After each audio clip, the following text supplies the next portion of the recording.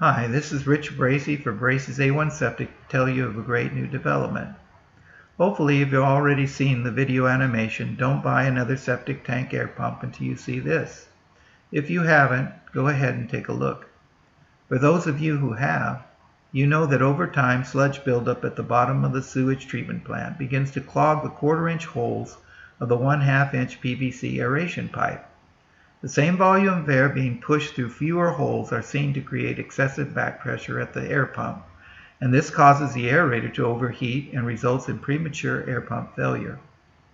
I diagrammed a flexible air pipe replacement that you can fabricate from easily obtained materials, or buy complete from me to resolve this issue, as seen here. However, until now there hasn't been a practical way to test your aeration pipe for excessive back pressure, or to automatically protect your air pump from it, nor to answer the question of how much back pressure is too much. Well, no longer. I have designed a safety valve that will both test your aeration system and protect your air pump by venting off excessive back pressure, while still allowing you to use your partially obstructed air system, until such time you can clean the aeration line or install my replacement aeration pipe. But first, how much is too much air pressure? Here you see all the different air pumps from manufacturers such as Blue Diamond, High Blow, Gast, Seiko, Thomas, etc.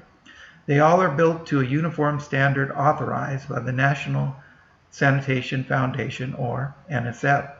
The standardized continuous pressure rating is 2.13 psi at respective volume outputs in liter per minute, depending on the size of the sewage treatment plant. The air pump model range is normally from 40 to 80 liters per minute at the same 2.13 psi pressure. Why the 2.13 psi? It is based on the weight of water at 0.43 psi per vertical foot.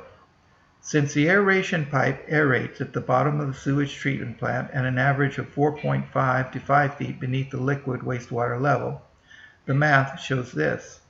5 feet times 0.43 psi per vertical foot equals 2.15 psi of pressure against the airflow of the air pump. This is called back pressure. So all of these pumps are built to withstand this amount of back pressure for many years, and they all are actually built to withstand back pressures up to a little over 3 psi. But under these pressures, the air pump will be working too hard and will become very hot to the touch. The eventual outcome is that the service life of the air pump will be greatly decreased. Instead of 5 to 8 years of operation, the pump may only yield 6 months to a few years before tearing the diaphragms or burning out the pump motor.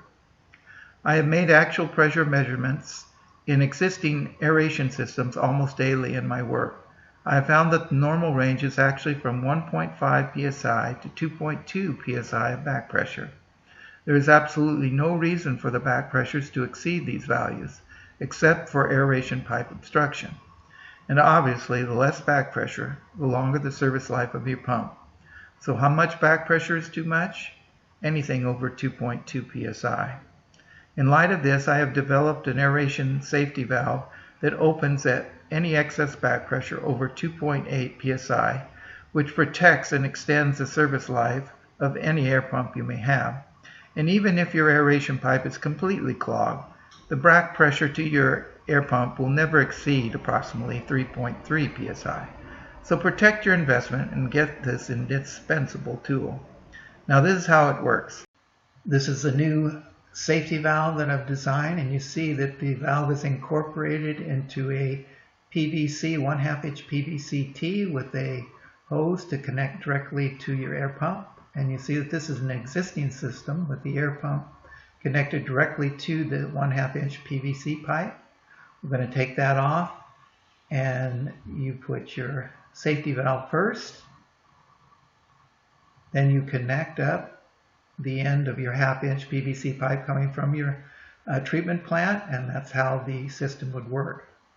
Now to test the safety valve, we're going to put in a pressure gauge that measures PSI and a gate valve to close off the air coming from the pump and create a simulation of back pressure. It's at 1 psi, 2 psi, and as we get to 2.6, 2.7, the air valve begins to vent off air and start protecting your air pump. Now we're simulating that the back pressure is completely clogged. We've got that gate valve all the way turned off, and you see that it doesn't give off any more than 3 psi, which your air pump is easily able to handle without being damaged. So anyway, that's how your safety valve works, and I hope you will enjoy it.